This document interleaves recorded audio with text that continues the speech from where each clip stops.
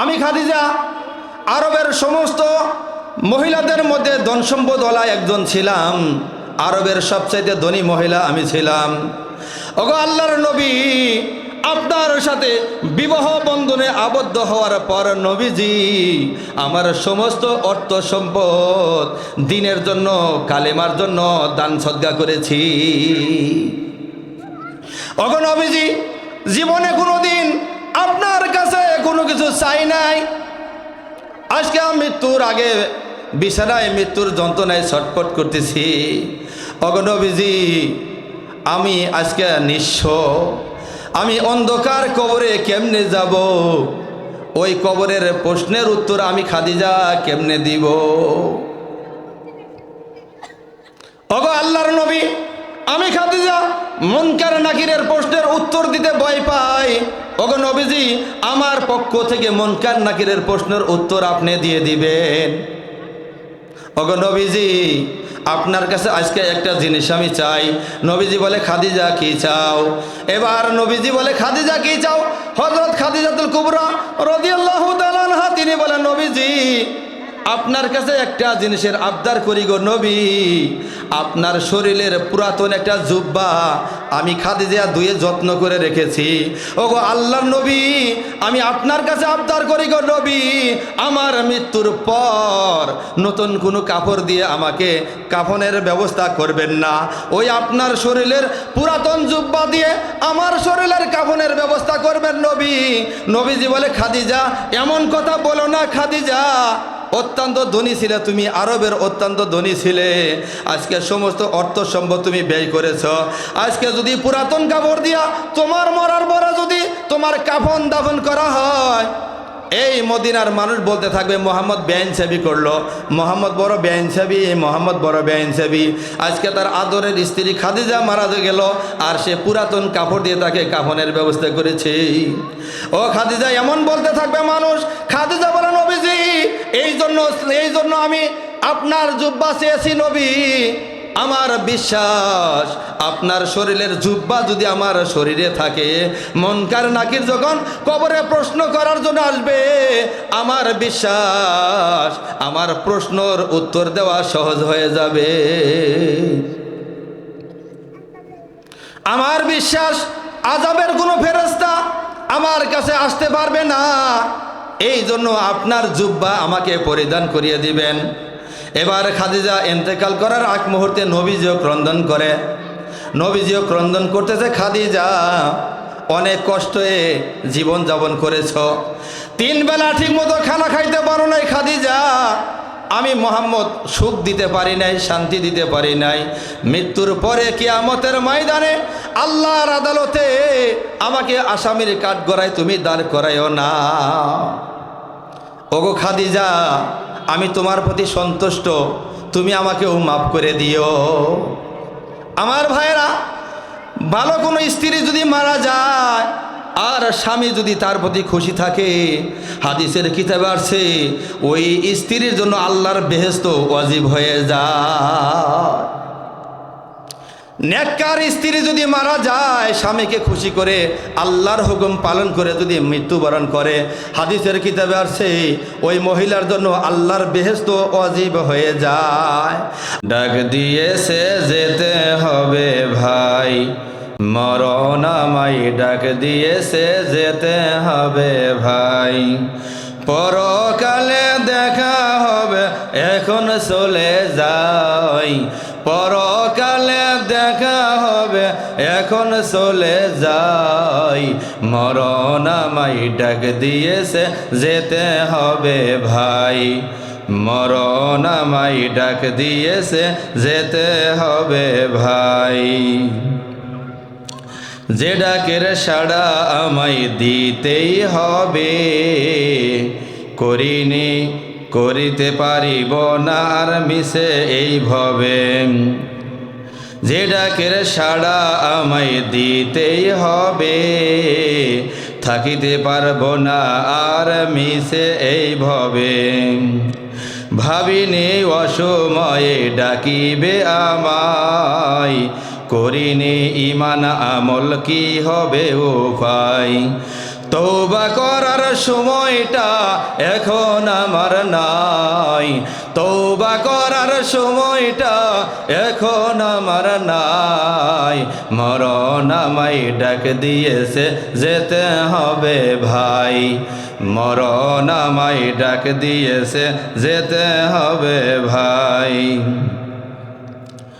পাড়াপড়শি ভাই বোনার ঘরের সুন্দর বিবি, পাড়াপড়শি ভাই বোনার ঘরের সুন্দর বিবি, ভুলে যাবে কিছুদিন পর যতই আপন ভাবি, পাড়াপড়শি ভাই বোনার ঘরের সুন্দর বিবি, ভুলে যাবে কিছুদিন পর যতই আপন ভাবি। রেখে যাওয়া সম্পদ তারা নিয়ে যাবে নোট করে, রেখে যাওয়া সম্পদ তারা নিয়ে যাবে নোট করে, আমি পাপী থাকব পরে অন্ধকার কবরে, আমি পাপী থাকব পরে অন্ধকার কবরে।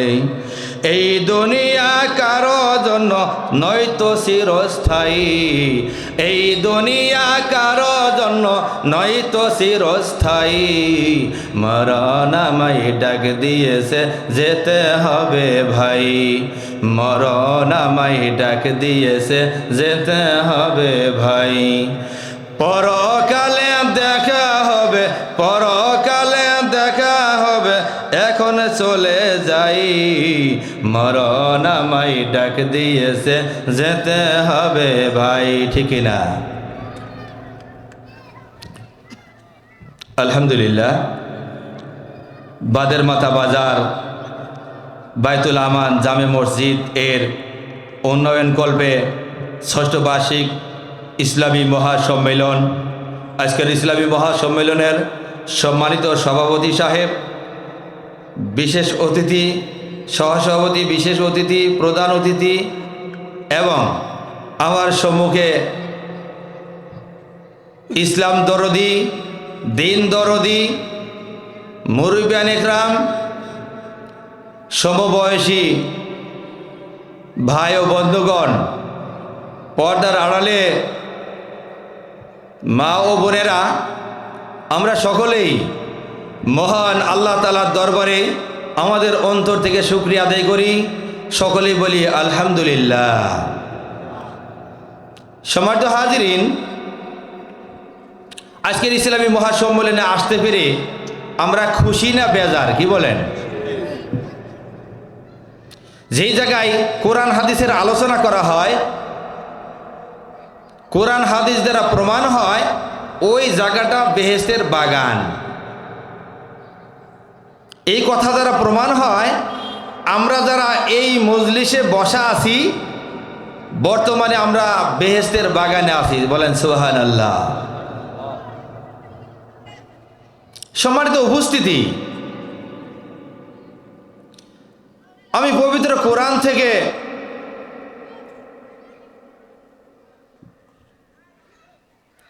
একটি আয়াতের অংশ এবং দুটি আয়াত তেলাওয়াত করেছি। নবীজির অসংখ্য হাদিস থেকে দুটি হাদিস আপনাদের সম্মুখে তেলাওয়াত করেছি। এই আয়াত এবং হাদিসের আলোকে কিছু কথা বলার জন্য বসেছি। আল্লাহ তাআলা তৌফিক দান করেন, বলেন আমিন। যে আয়াত আপনাদের সম্মুখে তেলাওয়াত করেছি, এই আয়াতে কারিমায় আল্লাহ তাআলা বলেন, আইনামা তাকুনু ইদরিকুমুল মাউত ওয়ালাউ কুনতুম ফি বুরুজিম মুশাইয়াদা। আল্লাহ তাআলা বলেন, তোমরা যেখানেই থাকো মৃত্যু তোমাদের সাথে সাক্ষাৎ করবে। তোমরা যেখানেই থাকো না কেন, আজরাইল আলাইহিস সালাম তোমাদের সাথে সাক্ষাৎ করবে। কি বলেন, আজরাইলের হাত থেকে আমরা কি কেউ বাঁচতে পারবো? এই বাঁচার কোনো সিস্টেম আছে? নাই। আমাদের পূর্বে যারা ছিল এই দুনিয়াতে তারা দুনিয়াতে চিরদিন থাকতে পারে নাই, আমরাও চিরদিন এই দুনিয়াতে থাকতে পারবো না।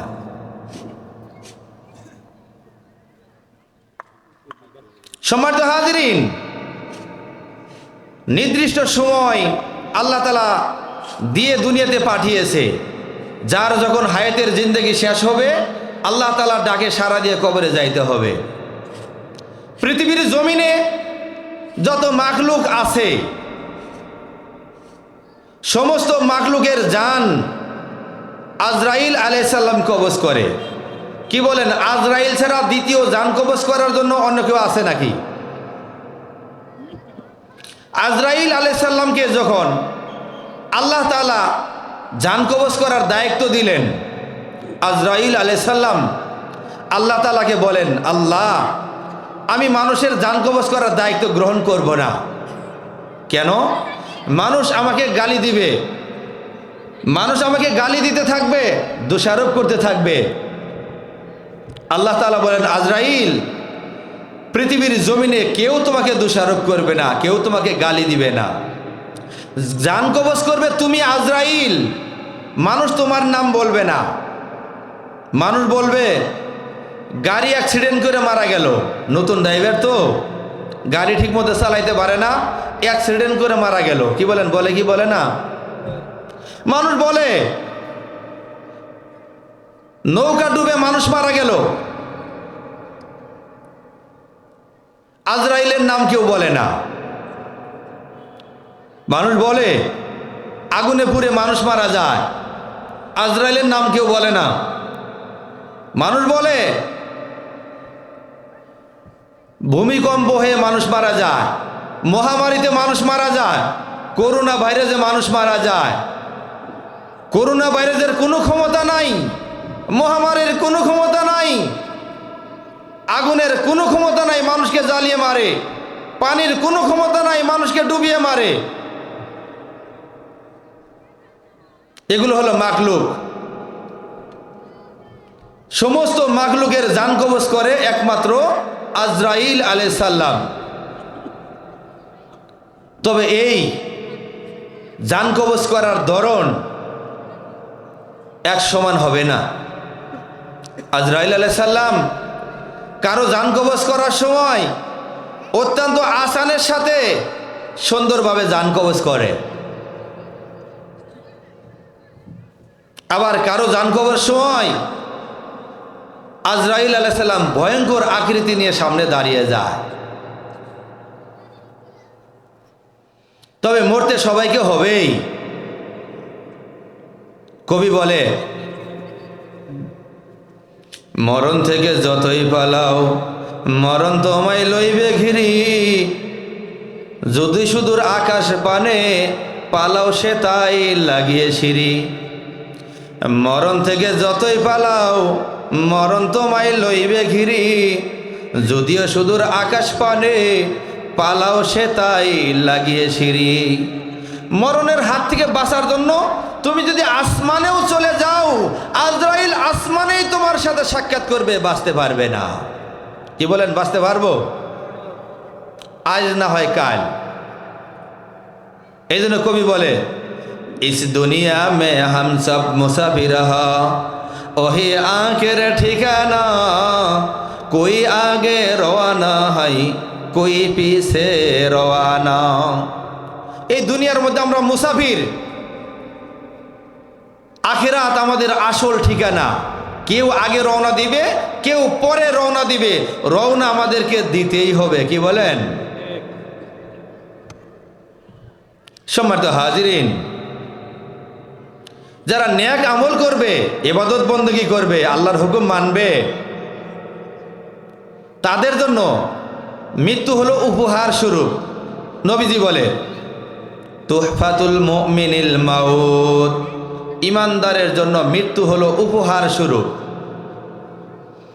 ইমানদারের জন্য মৃত্যু হলো উপহার স্বরূপ।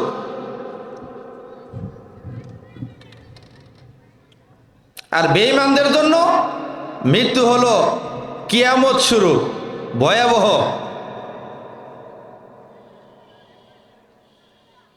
সম্মানিত হাজিরিন, আল্লাহ তাআলার নেক বান্দা যারা, তাদের সাথে আজরাইল আলাইহিস সালামের ব্যবহারটা সুন্দর হবে।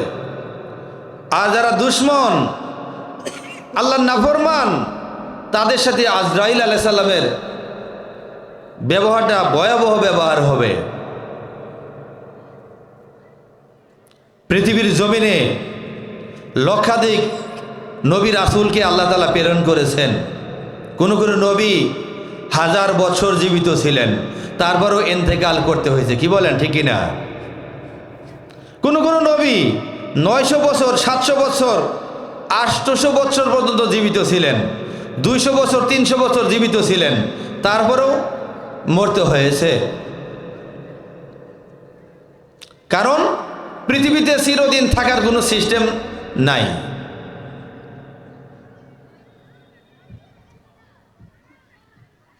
সম্মানিত হাজিরিন,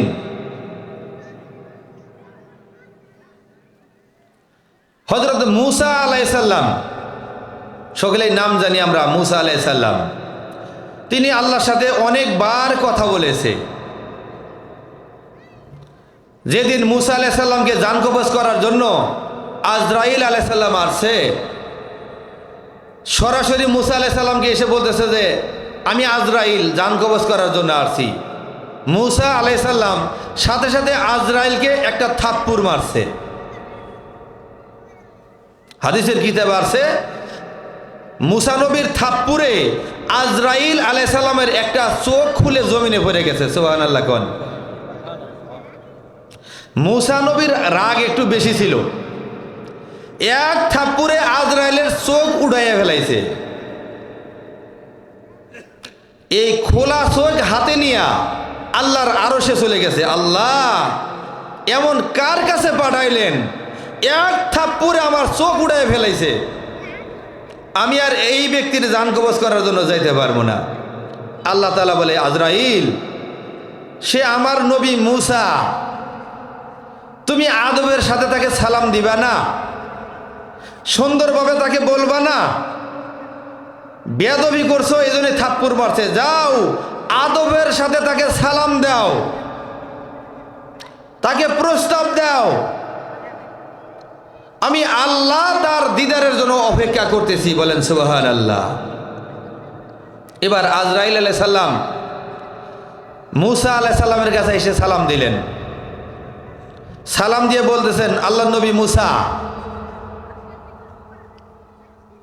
গাভীর পিঠের উপরে হাত রাখেন। গাভীর পিঠের উপরে কি রাখেন? হাত রাখেন।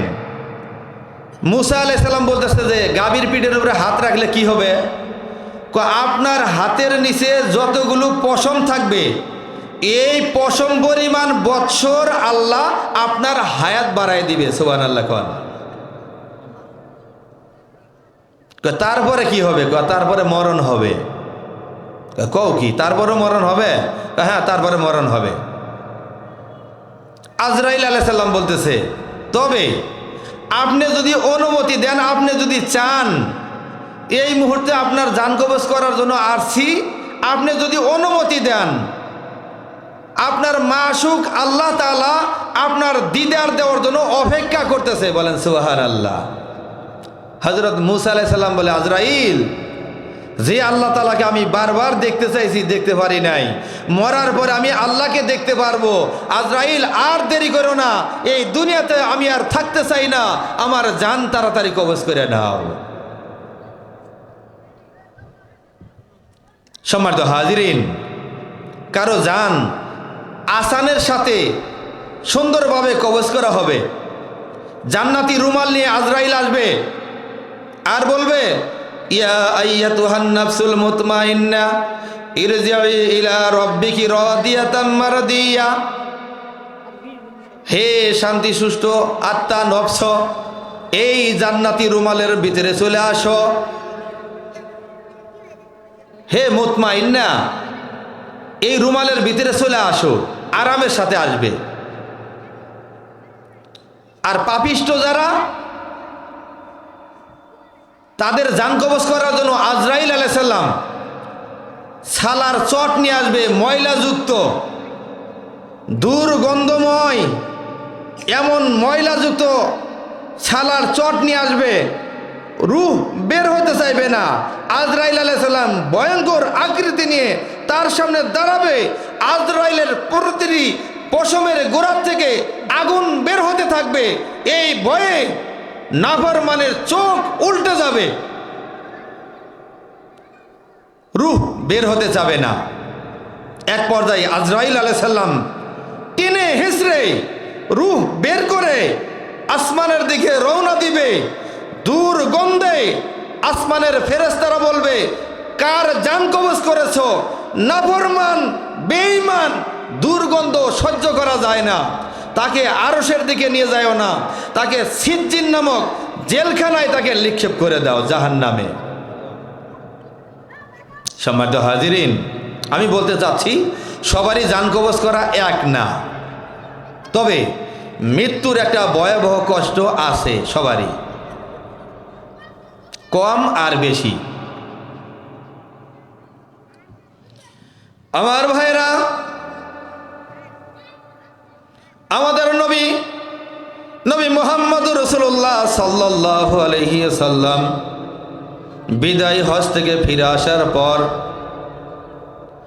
আমাদের নবীজি বিদায় হজে ১৬ লক্ষ সাহাবা একরামের সম্মুখে বক্তব্য দিলেন। ও সাহাবা একরাম, শোনো, আমি কি দিন তোমাদের মাঝে পরিপূর্ণ পৌঁছাইতে পেরেছি?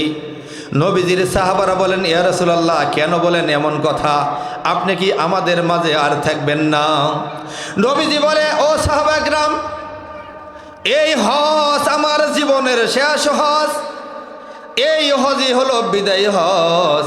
এই হজের পরে আমি আর মক্কায় হজ করতে আসতে পারবো না। নবীজি সাহাবাদের সম্মুখে বক্তব্য দিয়ে ফিরে আসলেন। ফিরে আসার পর অল্প কয়েকদিনের মধ্যে নবীজি অসুস্থ হয়ে পড়লেন। আল্লাহ তাআলা সমস্ত কিছু জানেন এবং দেখেন। তা সত্ত্বেও জিবরাইল আমিনকে বলে, ও জিবরাইল, যাও যাও, আমার দোস্তকে গিয়ে জিজ্ঞাসা করো তিনি কেমন আছে। নবীজি কেমন আছে এই খবর আল্লাহ জানে কি জানে না? কি বলেন, কি বলেন, একটু জোরে বলেন, জানে কি জানে না? জানা সত্ত্বেও জিবরাইলকে বলে, জিবরাইল যাও, আমার দোস্তকে জিজ্ঞাসা করো আমার দোস্ত কেমন আছে। হযরত জিবরাইল আমিন এসে নবীজিকে সালাম দিয়ে বলে, ইয়া রাসূলুল্লাহ, আসসালাতু আসসালামু আলাইকা ইয়া রাসূলুল্লাহ। আল্লাহর নবী গো, আল্লাহ তাআলা সব কিছু জানে এবং দেখে, তারপরও আমি জিবরাইলকে পাঠিয়েছে। ওগো আল্লাহর নবী, বলেন আপনি কেমন আছেন? নবীজি বলে, জিবরাইল, আমার শরীরে বেশি ভালো না। দ্বিতীয় দিন আল্লাহ তাআলা আবারও জিবরাইলকে হুকুম করে, ও জিবরাইল, যাও যাও, আমার দোস্তকে গিয়ে জিজ্ঞাসা করো তিনি কেমন আছে। জিবরাইল আমিন এসে নবীজিকে সালাম দিয়ে জিজ্ঞাসা করে, ওগো নবীজি কেমন আছেন? আল্লাহ তাআলা জানতে চাচ্ছে। নবীজি বলে, জিবরাইল, আমার অবস্থা বেশি ভালো না। তৃতীয় দিন আবারও আল্লাহ তাআলা জিবরাইল আমিনকে বলে, ও জিবরাইল, যাও যাও, আমার দোস্তকে গিয়ে জিজ্ঞাসা করো তিনি কেমন আছে। জিবরাইল নবীজিকে সালাম দিয়ে বলে, ওগো আল্লাহর নবী, আপনি বলেন আপনি কেমন আছেন। নবীজি বলে, জিবরাইল, আমার শরীর বেশি ভালো না, আমার শরীর বেশি ভালো যাচ্ছে না। এবার চতুর্থ দিনের কালে জিবরাইল আমিন আসলেন নবীজির দরবারে। ওই দিন আর জিবরাইল একলা আসে নাই, ওই দিন আজরাইল আলাইহিস সালামও সাথে আসছে। আজরাইল আলাইহিস সালাম বাহিরে দাঁড়িয়ে আছে, জিবরাইল ঘরের ভিতরে প্রবেশ করেছে। জিবরাইল ঘরের ভিতরে প্রবেশ করে নবীজিকে বলে, ওগো নবীজি, আজকে একা আসি নাই, আজরাইলকেও সঙ্গে নিয়ে আসছি। ওগো আল্লাহর নবী, অনুমতি চাই, অনুমতি চাই, আপনার অনুমতি যদি পাই আজরাইলকে ভিতরে আসতে বলবো। ওগো নবীজি, আল্লাহ তাআলা প্রস্তাব দিয়েছে এই দুনিয়ার জিন্দেগিতে যতদিন খুশি থাকতে পারবেন। ওগো নবীজি, যতদিন মন চায় এই দুনিয়াতে থাকতে চান, উম্মতের মাঝে থাকতে পারবেন। আর যদি চান আল্লাহর সাথে দিদার করবেন, আল্লাহ তাআলা এই প্রস্তাব দিয়ে পাঠিয়েছে। ওগো নবীজি, আজরাইলকে ভিতরে আসতে বলবো নাকি বাহির থেকে তাড়িয়ে দিব? নবীজি বলে, জিবরাইল, আজরাইলকে ভিতরে আসতে বলো। এবার আজরাইল আলাইহিস সালাম ঘরের ভিতরে প্রবেশ করলেন। ঘরের ভিতরে প্রবেশ করে নবীজিকে সালাম দিয়ে বলেন, ওগো নবীজি, আল্লাহ তাআলার হুকুমে আল্লাহ তাআলা আমাকে প্রেরণ করেছে আপনার জন্য। এবার নবীজি বলতেছে, ও জিবরাইল, ও আজরাইল, শোনো, আমার জান কবজ করবা। আজকের পরে থেকে আমি দুনিয়া থেকে বিদায় নিয়ে চলে যাব। আমার গুনাহগার উম্মতদেরকে আমি দুনিয়ার বুকে রেখে চলে যাচ্ছি। ও আজরাইল, শোনো, আমার গুনাহগার উম্মতদেরকে আমি জমিনের মধ্যে রেখে আমি ওই আল্লাহ তাআলার ডাকে সাড়া দিয়ে পরপারে চলে যাচ্ছি। ও আজরাইল, শোনো, আমার কয়েকটি কথা তুমি শোনো। নবীজি বলে, আজরাইল, আমার গুনাহগার উম্মতদেরকে দুনিয়ার জমিনে রেখে আমি চলে যাচ্ছি। আজরাইল, আমি তোমাকে বলে যাই, আমার গুনাহগার উম্মতের জান কবজ করার সময় একটু আসানের সাথে জান কবজ করিও। আজরাইল আলাইহিস সালাম বলে, নবীজি, আপনার উম্মত যদি নেক হয়, ভালো আমল যদি করে, আমি আজরাইল অত্যন্ত সুন্দরভাবে তার জান কবজ করি। ওগো নবীজি, একজন বাচ্চা যেমন তার মার কোলে দুধ পান করতে করতে বাচ্চা যেমন তার মায়ের কোলে ঘুমিয়ে যায়, ওগো নবীজি, আপনার যেই সমস্ত বান্দা বান্দি নেক আমল করবে, আমলে সলে যারা করবে গো নবী, ওই মায়ের কোলে বাচ্চা যেমন ঘুমিয়ে যায়, ঠিক তেমনি ভাবে আস্তে আস্তে ঘুমিয়ে যাবে। আর যদি বদকার হয়, পাপিষ্ঠ হয়, আজরাইল আলাইহিস সালাম বলে, নবীজি, একটা জীবন্ত পশুকে যদি জবে করা ছাড়া যদি তার শরীর থেকে চামড়া ছুলানো হয়, ওই পশু যতটুকু কষ্ট পাবে তার চাইতে একটা মানুষ বেশি কষ্ট পায়। আমার ভাইরা, একটা জীবিত পশুকে যদি জবে করা ব্যতীত তার শরীর থেকে চামড়া ছুলানো হয়, সে যতটুকু কষ্ট পায় তার থেকেও বেশি কষ্ট পায় একজন বদকারের জান কবজ করার সময়।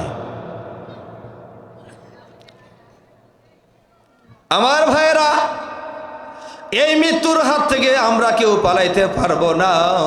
এই মরণ আমাদের সকলের সামনে আছে না নাই? কি বলেন, আছে না নাই? এই মরণের হাত থেকে যদি রেহাই পাইতে চাই, একটু আসান যদি পাইতে চাই, নেক আমল করতে হবে, নবীজির সুন্নত মোতাবেক জীবন যাপন করতে হবে, আল্লাহর হুকুম মানতে হবে, তাহলে মৃত্যুর সময় একটু আসান পাওয়া যাবে। নবীজি বলে, যদি মুমূর্ষ ব্যক্তিকে মৃত্যুর আগে তার পাশে বসে যদি সূরা ইয়াসিন যদি তেলাওয়াত করা হয়, তার মরণটা একটু আসানের সাথেই হয়। আমার ভাইরা, এই জন্য মুমূর্ষ ব্যক্তির পাশে বসে বসে কোরআন তেলাওয়াত করতে হয়। কোরআন তেলাওয়াত করা সুন্নত। মানুষ মৃত্যুবরণ করার পরে তার পাশে কোরআন তেলাওয়াত করা হয়, বরং জীবিত থাকা অবস্থায় তার পাশে কোরআন তেলাওয়াত করা আরো বেশি উত্তম। আমার ভাইরা, নবীজির সাহাবায়ে-কেরাম মৃত্যুকে ভয় পাইতেন। কেমনে মরবো, কেমনে মরবো, অন্ধকার কবরে কেমনে থাকবো, ওই অন্ধকার কবরে কেমনে থাকবো, মুনকার নাকিরের প্রশ্নের জবাব আমি কেমনে দিব, এ ভয় পাইতেন। আমার ভাইরা, হযরত রাবিয়া বসরি রহমতুল্লাহ আলাইহি, একজন মহিলা রাবিয়া বসরি রহমতুল্লাহ আলাইহি এমন এক আল্লাহর বান্দি, বুজুর্গ বান্দি, মৃত্যুর আগে তার চতুর্পাশে সমস্ত মানুষ বসে আছে।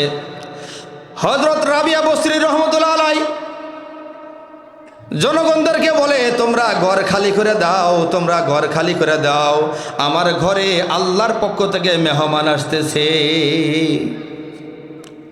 যারা আশেপাশে ছিল তারা বলে, মুহূর্তের মধ্যে আমরা ঘর খালি করে দিলাম। আমরা ঘর খালি করে দেওয়ার পরে দেখতে পাই সমস্ত ঘর বেহেশতের সুঘ্রাণে ভরে গেছে। হযরত রাবিয়া বসরি রহমতুল্লাহ আলাই এমন আল্লাহর আশেক ছিলেন, এমন আল্লাহর বান্দি ছিলেন, জীবনে কোনোদিন বিবাহ শাদী পর্যন্ত বসে নাই। অনেক বিবাহর প্রস্তাব আসছে। রাবিয়া বসরি রহমতুল্লাহ আলাই বলে, আমার সমস্ত সময় আমি আল্লাহকে ওয়াকফ করে দিয়েছি। আমি স্বামী কেমনে গ্রহণ করব? আমার স্বামীকে আমি কোন সময় সময় দিব? আমার তো কোনো সময়ই কাছে নাই, আমার তো সময়ই নাই, কিভাবে বিবাহ বসি আমি? হযরত রাবিয়া বসরি রহমতুল্লাহ আলাইহির কবরে মুনকার নাকির আছে কবরে প্রশ্ন করার জন্য। এসে বলে, মান রব্বুকা? রাবিয়া বসরি রহমতুল্লাহ আলাইহি বলে, মার রব্বুকা? ও ফেরেশতা, আমাকে জিজ্ঞাসা করার আগে তোমরা বলো তোমাদের রব কে? রাবিয়া বসরিকে বলে যে মান রব্বুকা, আপনার রব কে? রাবিয়া বসরি রহমতুল্লাহ বলে, মার রব্বুকা, তোমাদের রব কে? আর তোমরা কোথা থেকে আসছো? ফেরেশতারা বলে, আসমান থেকে আসছি। আসমান কত দূরে? গাও অনেক দূরে। রাবিয়া বসরি রহমতুল্লাহ আলাইহি বলে, ও ফেরেশতারা শোনো, এত দূর থেকে আসার পরে যদি তোমরা আল্লাহ তাআলাকে না ভুলে যাও, রবকে যদি ভুলে না যাও, আমি রাবিয়া তো মাত্র 3.5 হাত মাটির নিচে আসি, আমি আমার আল্লাহকে বুঝি ভুলে গেছি। দুনিয়ার জীবনে এক মুহূর্তে আল্লাহকে ভুলি নাই, আর মাত্র 3.5 হাত কবরের ভিতরে আসি, আমি রাবিয়া আমার রবকে বুঝি ভুলে গেছি। আমার ভাইরা, আমাদের খাদিজাতুল কুবরা রাদিয়াল্লাহু তাআলা আনহা নবীজির স্ত্রী ছিলেন। মৃত্যুর আগে নবীজির উরুর উপরে মাথা রেখে মৃত্যুর আগে মৃত্যুর যন্ত্রণায় ছটফট করতেছেন। আর নবীজিকে বলেন, ওগো নবীজি, আমি খাদিজা আরবের সমস্ত মহিলাদের মধ্যে ধন সম্পদওয়ালা একজন ছিলাম, আরবের সবচাইতে ধনী মহিলা আমি ছিলাম। ওগো আল্লাহর নবী, আপনার সাথে বিবাহ বন্ধনে আবদ্ধ হওয়ার পর নবীজি আমার সমস্ত অর্থ সম্পদ দ্বীনের জন্য, কালেমার জন্য দান সদকা করেছি। ওগো নবীজি, জীবনে কোনোদিন আপনার কাছে কোনো কিছু চাই নাই। আজকে মৃত্যুর আগে বিছানায় মৃত্যুর যন্ত্রণায় ছটফট করতেছি। ওগো নবীজি, আমি আজকে নিঃস্ব, আমি অন্ধকার কবরে কেমনে যাব? ওই কবরের প্রশ্নের উত্তর আমি খাদিজা কেমনে দিব? ওগো আল্লাহর নবী, আমি খাদিজা মুনকার নাকিরের প্রশ্নের উত্তর দিতে ভয় পাই। ওগো নবীজি, আমার পক্ষ থেকে মুনকার নাকিরের প্রশ্নের উত্তর আপনি দিয়ে দিবেন। ওগো নবীজি, আপনার কাছে আজকে একটা জিনিস আমি চাই। নবীজি বলে, খাদিজা কি চাও? এবার নবীজি বলে, খাদিজা কি চাও? হযরত খাদিজাতুল কুবরা রাদিয়াল্লাহু তাআলা আনহা তিনি বলেন, নবীজি, আপনার কাছে একটা জিনিসের আবদার করি গো নবী। আপনার শরীরের পুরাতন একটা জুব্বা আমি খাদিজা ধুয়ে যত্ন করে রেখেছি। ওগো আল্লাহর নবী, আমি আপনার কাছে আবদার করি গো নবী, আমার মৃত্যুর পর নতুন কোনো কাপড় দিয়ে আমাকে কাফনের ব্যবস্থা করবেন না। ওই আপনার শরীরের পুরাতন জুব্বা দিয়ে আমার শরীরের কাফনের ব্যবস্থা করবেন নবী। নবীজি বলে, খাদিজা এমন কথা বলো না খাদিজা, অত্যন্ত ধনী ছিলে তুমি, আরবের অত্যন্ত ধনী ছিলে, আজকে সমস্ত অর্থ সম্পদ তুমি ব্যয় করেছ। আজকে যদি পুরাতন কাপড় দিয়া তোমার মরার পরে যদি তোমার কাফন দাফন করা হয়, এই মদিনার মানুষ বলতে থাকবে মোহাম্মদ বেআইনসাবি করলো, মোহাম্মদ বড় বেআইনসাবি, মোহাম্মদ বড় বেআইনসাবি। আজকে তার আদরের স্ত্রী খাদিজা মারা গেল, আর সে পুরাতন কাপড় দিয়ে তাকে কাফনের ব্যবস্থা করেছে। ও খাদিজা এমন বলতে থাকবে মানুষ। খাদিজা বলে, নবীজি, এই জন্য আমি আপনার জুব্বা চেয়েছি নবী, আমার বিশ্বাস আপনার শরীরের জুব্বা যদি আমার শরীরে থাকে, মুনকার নাকির যখন কবরে প্রশ্ন করার জন্য আসবে, আমার বিশ্বাস আমার প্রশ্নর উত্তর দেওয়া সহজ হয়ে যাবে।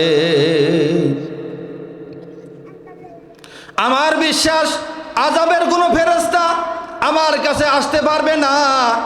এই জন্য আপনার জুব্বা আমাকে পরিধান করিয়ে দিবেন। এবার খাদিজা ইন্তেকাল করার আগ মুহূর্তে নবীজিও ক্রন্দন করে। নবীজিও ক্রন্দন করতেছে, খাদিজা অনেক কষ্টে জীবন যাপন করেছ, 3 বেলা ঠিক মতো খানা খাইতে পারো নাই খাদিজা। আমি মোহাম্মদ সুখ দিতে পারি নাই, শান্তি দিতে পারি নাই। মৃত্যুর পরে কিয়ামতের ময়দানে আল্লাহর আদালতে আমাকে আসামির কাঠগড়ায় তুমি দাঁড় করাইও না। ওগো খাদিজা, আমি তোমার প্রতি সন্তুষ্ট, তুমি আমাকেও মাফ করে দিও। আমার ভাইরা, ভালো কোনো স্ত্রী যদি মারা যায় আর স্বামী যদি তার প্রতি খুশি থাকে, হাদিসের কিতাবে আসছে ওই স্ত্রীর জন্য আল্লাহর বেহেশত ওয়াজিব হয়ে যায়। নেককার স্ত্রী যদি মারা যায়, স্বামীকে খুশি করে আল্লাহর হুকুম পালন করে যদি মৃত্যুবরণ করে, হাদিসের কিতাবে আসছে ওই মহিলার জন্য আল্লাহর বেহেশত ওয়াজিব হয়ে যায়। আর যদি বদকার স্ত্রী মারা যায়, স্বামীকে কষ্ট দিয়ে, স্বামীর নাফরমানি করে, স্বামীর অবাধ্য আচরণ করে যদি মারা যায়, স্বামীকে অসন্তুষ্ট করে যদি যায়, স্বামী যদি তার প্রতি নারাজ থাকে, হাদিসের কিতাব আছে ওই মহিলার জন্য আল্লাহর জান্নাত হারাম। আমার ভাইরা, এই জন্য নেককার স্ত্রী পাওয়া বড় ভাগ্যের বিষয়, ভালো স্ত্রী পাওয়া বড় ভাগ্যের ব্যাপার। ভালো একজন স্ত্রী পাওয়া বড় ভাগ্যের ব্যাপার। মনে মনে ভাবেন, দেশে তো মেয়ে মানুষের কোনো অভাব নাই, একটা করে পুরুষের পাশে কমপক্ষে 3 পিস। আরে দেখেন না ভালো কয়জন আছে, ভালো কয়জন আছে দেখেন না। ভালো স্ত্রী পাওয়া বড় কঠিন। ভালো একজন দিনদার, পরহেজগার, মুত্তাকি, নামাজি, পর্দাশীল একজন স্ত্রী পাওয়া বড় ভাগ্যের ব্যাপার। আমার ভাইরা, এই জন্য বিবাহ করার সময় দিনদারিকে প্রাধান্য দিতে হয়, দিনদারিকে প্রাধান্য দিতে হয়। কারণ একজন স্ত্রী সে নিজেও জান্নাতি হইতে পারে, তার স্বামীকেও জান্নাতি বানাইতে পারে, তার সন্তানকেও জান্নাতি বানাইতে পারে, তার পরিবার পরিজনকে, তার মেয়ে সহ অধীনস্থদেরকে একজন ভালো স্ত্রী জান্নাতি বানাইতে পারে। কবি বলে, তুমি একজন ভালো মা দাও, আমি তোমাদেরকে একটা ভালো জাতি উপহার দিব। ভালো একজন মা পাওয়া কঠিন, ভালো একজন মা পাওয়া কঠিন। বড় পীর আব্দুল কাদের জিলানী রহমতুল্লাহ আলাই, তিনার মা ছিল ভালো। কি বলেন? বড় পীর আব্দুল কাদের জিলানী রহমতুল্লাহ আলাইয়ের মা কি খারাপ ছিল? ভালো ছিল। কেমন ভালো ছিল?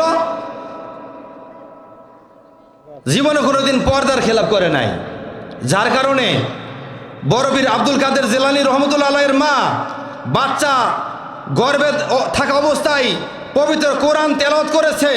এই কোরআন তেলাওয়াত করার কারণে আব্দুল কাদের জিলানী রহমতুল্লাহ আলাই মার গর্ভ থেকে দুধ পান করতে করতে, আর গর্ভ থেকে শুরু করে দুধ পান করার মাত্র 2.5 থেকে 3 বছরে 10 সেবেরা কোরআন শরীফ মুখস্থ করেছে। সুবহানাল্লাহ কোন। আর বর্তমানে যে সমস্ত মহিলারা বাচ্চা গর্ভে আসার পরে কোরআন তেলাওয়াত তো করেই না, নামাজ তো পড়েই না, পর্দা তো করেই না, সারাক্ষণ মোবাইল, সারাক্ষণ সিনেমা, অশ্লীল বেহায়াপনা, উলঙ্গ মহিলাদের ছবি দেখা, সিনেমার নায়ক নায়িকাদের ছবি দেখা, যার কারণে গর্ভে থেকে যে বাচ্চাগুলো হচ্ছে, জন্মের পরেই কয় আমাকে মোবাইল দাও, মুখ দিয়ে কইতে পারে না, এসেরাই বোঝা যে মোবাইল দাও, মোবাইল দাও। কি বলেন, ঠিক কিনা? কথা বলার পরে তো চাই যে দাও, চাওয়ার আগে বুঝায় যে আমি চাইতেছি। কি বলেন, বোঝা যায় না কেন? এমনটা কেন হয়? মা গর্ভে বাচ্চা থাকা অবস্থায় বেহায়াপনা করেছে। বর্তমান ফ্যাশন সিজার, এত কেন বেড়ে গেল? এই বেপরদার কারণে, অশ্লীলতার কারণে বর্তমান সিজার বেড়ে গেছে। আমার ভাইয়েরা,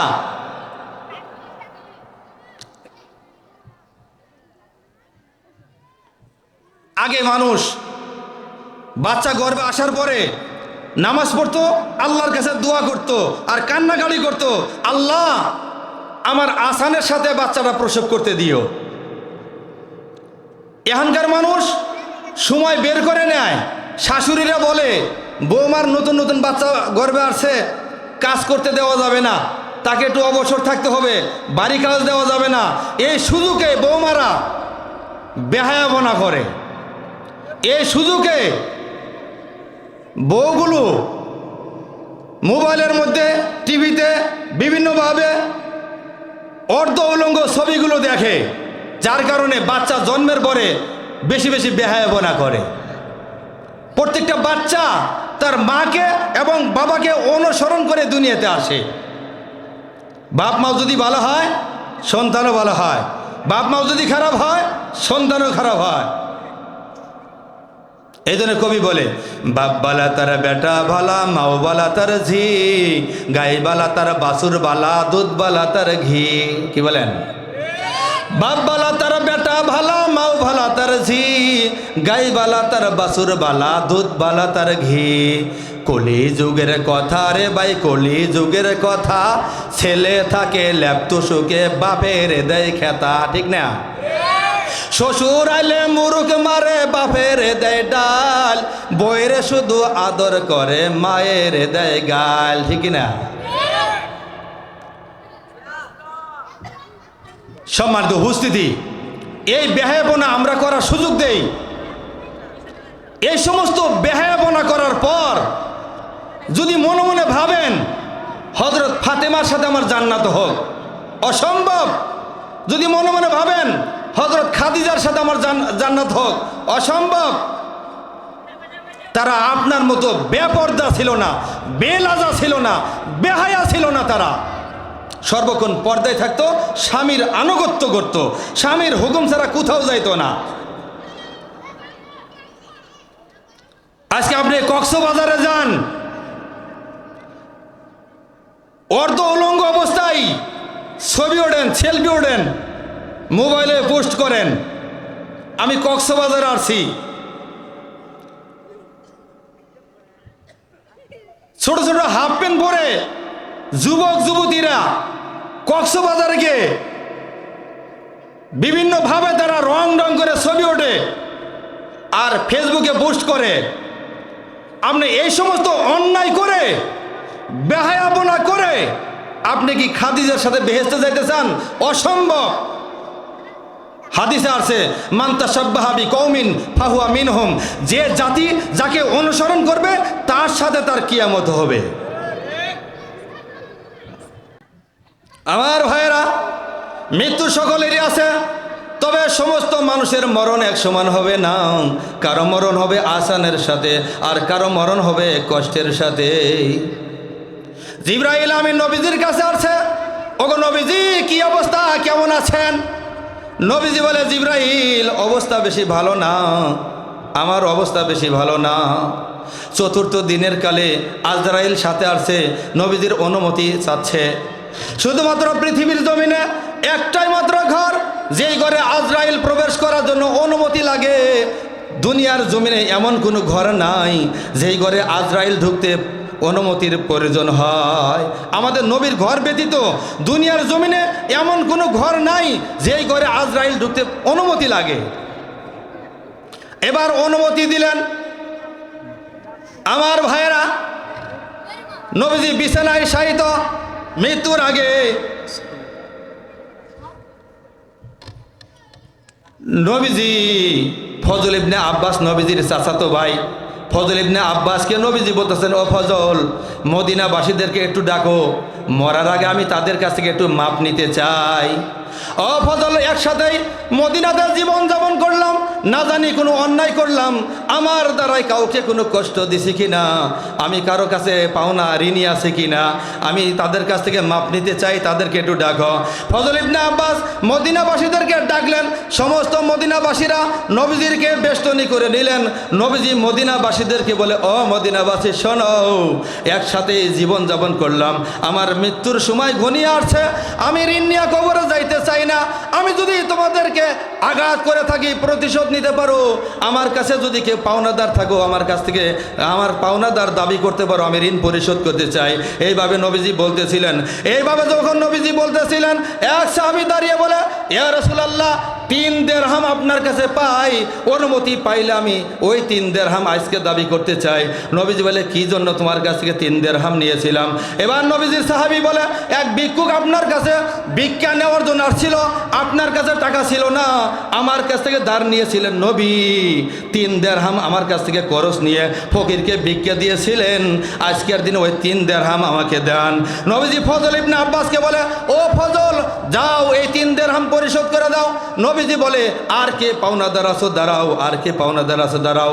এক ব্যক্তি দাঁড়িয়ে বলে, ইয়া রাসূলুল্লাহ, আপনার কাছে একটা তরবারি ছিল এক যুদ্ধের ময়দানে, আপনার হাতে তরবারি ছিল, আমার হাতে কোনো তরবারি ছিল না, আপনার তরবারি ঘুরাইতে আমার পিঠে একটু আঘাত লেগেছে, আজকে যদি অনুমতি দেন নবীজি, আমি প্রতিশোধ নিতে চাই। নবীজি অনুমতি দিলেন। কোন যুদ্ধে? বলে অমক যুদ্ধে। ফজল ইবনে আব্বাসকে বলে, যাও যাও তরবারি নিয়ে আসো। ফজল ইবনে আব্বাস যখন তরবারি নিয়ে আসলেন, নবীজি সাহাবীর হাতে দিলেন।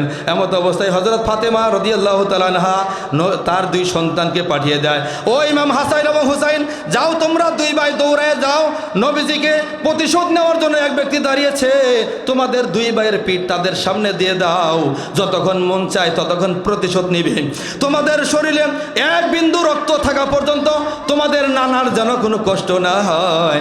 2 ভাই দৌড়ায় আসলেন আর নবীজির সামনে দাঁড়িয়ে গেলেন।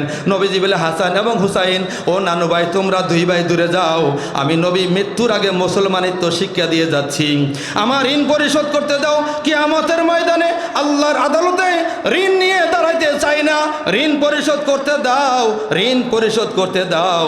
2 ভাই যখন দূরে গেলেন, নবীজি বলেন, ওই সাহাবী আয়, পিছনে আয়, আমার পিঠে আঘাত কর।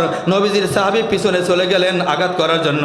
নবীজিকে লক্ষ্য করে বলে, এ আল্লাহ রাসূলুল্লাহ, এ রাসূলুল্লাহ, এ হাবিবাল্লাহ, আপনার তরবারি দিয়ে যখন আমার পিঠে আঘাত লেগেছে, আমার শরীরে জামা ছিল না, এখনো পর্যন্ত আপনার শরীরে জামা দেখা যাচ্ছে। আল্লাহ নবী জামা খুলতে হবে। নবীজি নিজের জুব্বা মুবারক উপর থেকে টান দিয়ে উঠিয়ে সাহাবীকে বলে, সাহাবী, প্রতিশোধ নি, প্রতিশোধ নি। এবার আল্লাহর নবীর সাহাবী যখন পিছনে চলে গেলেন, নবীজিকে উলঙ্গ খালি গায়ে বস্ত্রহীন অবস্থায়, এবার পাঞ্জাবি উপর দিকে উঠানোর পর খালি গায়ে বস্ত্রহীন অবস্থায় এবার নবীজির সাহাবী নবীজিকে পিছন থেকে জড়িয়ে ধরলেন আর বললেন, নবীজি চলে তো যাচ্ছেন, আমাদেরকে কোথায় রেখে যাচ্ছেন, কার কাছে রেখে যাচ্ছেন? বেহেশত কেমনে যাব, বেহেশত কেমনে যাব, টেনশন করতেছিলাম, ভয় পাইতেছিলাম, কেমনে বেহেশতে যাইতে পারি। একটা উসুলা নিয়ে নিলাম, প্রতিশোধ নেওয়ার জন্য পিছনে দাঁড়াই নাই, আপনার শরীরের একটু ছোঁয়া নিয়ে নিলাম, কিয়ামতের ময়দানে আপনার শরীরের ছোঁয়া আমার সাথে স্পর্শ হওয়ার কারণে ইয়া রাসূলুল্লাহ, আল্লাহ তাআলা আমার জিন্দেগির গুনাহ মাফ করে বেহেশত দিতে পারে। নিজের আমল দিয়ে বেহেশতে যাইতে পারবো না, ভয় ভয়। আর আপনার আর আমার ভয় নাই, টেনশন মুক্ত থাকি, যেইভাবে মন চা ওইভাবে চলি, আল্লাহর হুকুম মানি না, নবীজির সুন্নত মোতাবেক চলি না। সাহাবাদের মধ্যে টেনশন ছিল। তো আল্লাহ তাআলা যেই কথাগুলি বললাম, আমাকে আমাদের সবাইকে